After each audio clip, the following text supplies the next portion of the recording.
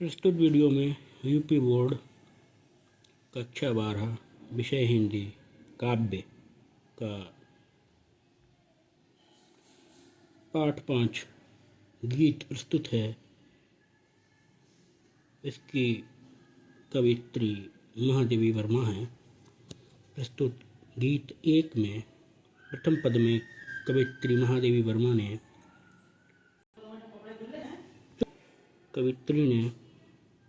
अपने प्राणों को निरंतर प्रगतिशीलता के लिए प्रेरित किया है। चिर सजग आँखें उनीदी आज कैसा व्यस्त बाना, जाग तुझको दूर जाना।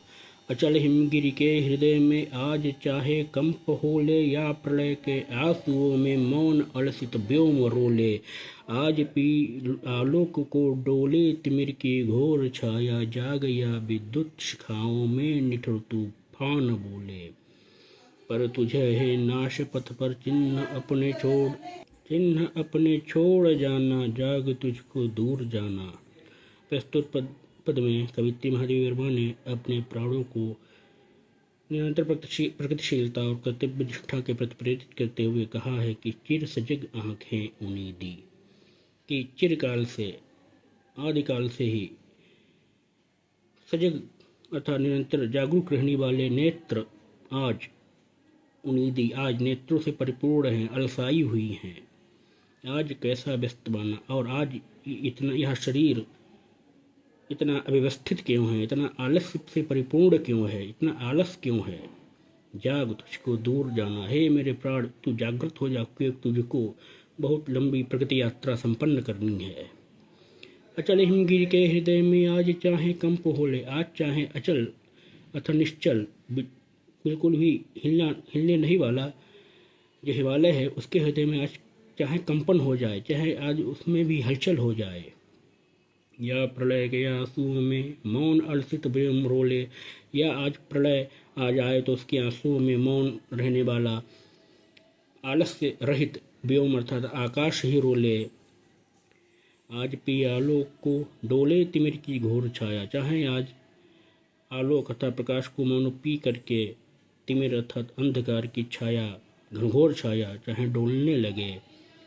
ये आग जाग या विद्युत शिखाओं में निठुर तूफान बोले, चाहे विद्युत रूपी शिखाओं से परिपूर्ण तूफान आ जाए, परंतु हे मेरे प्राण अब तुम जागृत हो जाओ। पर तुझे है नाश पथ पर चिन्ह अपने छोड़ जाना, क्योंकि तुझको अपनी विनाश वेला में, विनाश के समय में भी अपने पग छोड़ते हुए जाना है, पग चिन्ह छोड़ते हुए जाना है।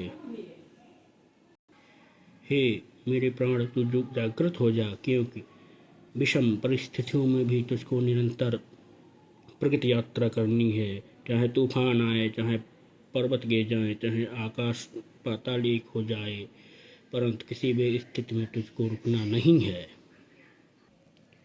द्वितीय पद प्रस्तुत है। बांध लेंगे क्या तुझे यह मोम के बंधन, सजीले पंथ की बाधा बनेंगे तितलियों के पर रंगीले। विश्व का क्रंदन भुला देगी मधुप की मधुर गुनगुन, क्या डुबा देंगे तुझे यह फूल के दल ओस गीले। तून अपनी छाह को अपने लिए कारा बनाना, जाग तुझको दूर जाना। प्रस्तुत पद में कवित्री महादेवी वर्मा ने प्रगति पथ पर निरंतर अग्रसर न होने हेतु अपनी प्राण शक्ति को प्रेरित करते हुए कहा है कि हे मेरी प्राण शक्ति तू प्रगति पथ पर अग्रसर हो जा, और सांसारिक बंधनों में मत बंधना, सांसारिक प्रलोभनों में मत फंसना। बांध लेंगे क्या तुझे यह मोम के बंधन सजीले। कवित्री ने अपने प्राण को संबोधित करते हुए कहा है कि ये मेरे प्राण क्या है, मोम के समान सजीले, नाजुक, कोमल सांसारिक बंधन तुझको बांध सकते हैं अथवा नहीं बांध सकते हैं। पंथ की बाधा बनेंगे तितलियों के पर रंगीले, क्या तितलियों के रंगीन पंख तुम्हारे प्रगति यात्रा के पथ में बाधा बनेंगे अर्थात नहीं बनेंगे। तुमको सांसारिक प्रलोभनों में कदापि नहीं फंसना है, कदापि नहीं बंधना है। विश्व का क्रंदन भुला देगी मधु की मधुर गुनगुन, मधुप अर्थात भ्रमर की मधुर गुनगुन, मधुर गुंजन तुम्हारे इस विश्व में होने वाले क्रंदन को, करुण क्रंदन को उड़ा देगी, विस्मित कर देगी।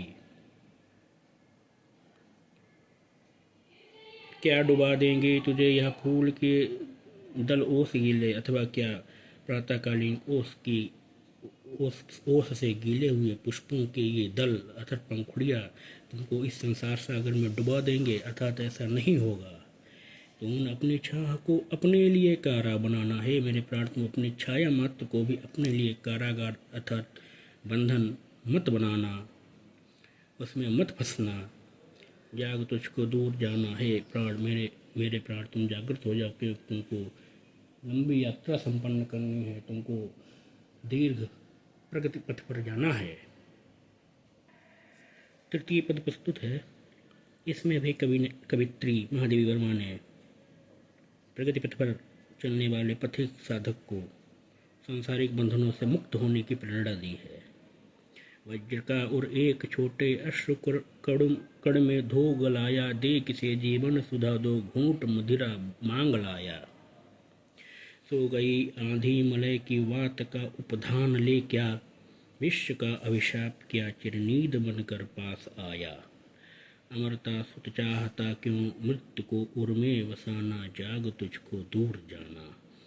प्रस्तुत पद में कवित्री महादेवी वर्मा ने अपने प्राणों को संबोधित करते हुए प्रेरित करते हुए कहा है कि वज्र का उर एक छोटे अश्रुकण में धो गलाया, कि हे साधक, तुम्हारा जो हृदय वज्र के समान कठोर था दृढ़ निश्चयी था, वह तुमने अपने प्रियजनों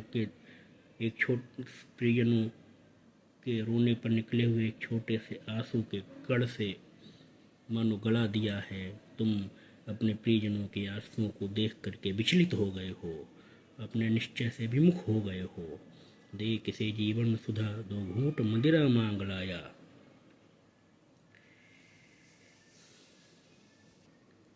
और कहा है कि तुमने अपने जीवन में जीवनी शक्ति, त्याग, साहस, साधना इत्यादि को छोड़ करके मद्यपान करने वाले व्यक्ति के समान एक तुच्छ आलस्यपूर्ण व्यर्थ का जीवन जीना कहाँ से सीख लिया है।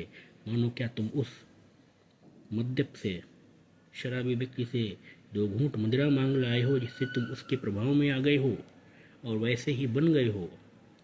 सो गई आंधी मलय की बात का उपधान ले, क्या तुम्हारे हृदय में जो साधना की आंधी उठी थी, क्या वह मलयाचल से प्रवाहित होने वाली शीतल सुगंधित वायु को मानो तकिया बनाकर सो गई है। अर्थात क्या तुम सांसारिक प्रलोभनों में, सुख सुविधाओं में फंस गए हो। विश्व का अभिशाप क्या चिरनीद बनकर पास आया, क्या विश्व का अभिशाप तुम्हारे समीप चिरनीद बनकर आ गया है। अर्थात क्या तुम आलस्य से परिपूर्ण हो गए हो। अमरता सुत चाहता कि मृत्यु को उर में बसाना, हे मनुष्य तुम अमरत्व के पुत्र हो। हे साधक, तुम अमरता के पुत्र हो, तुम मृत्यु को अपने हृदय में क्यों बसाना चाहते हो। जाग तुझको दूर जाना है। हे मनुष्य तुम जाग जाओ, क्योंकि तुम्हें दीर्घकालिक प्रगति यात्रा संपन्न करनी है।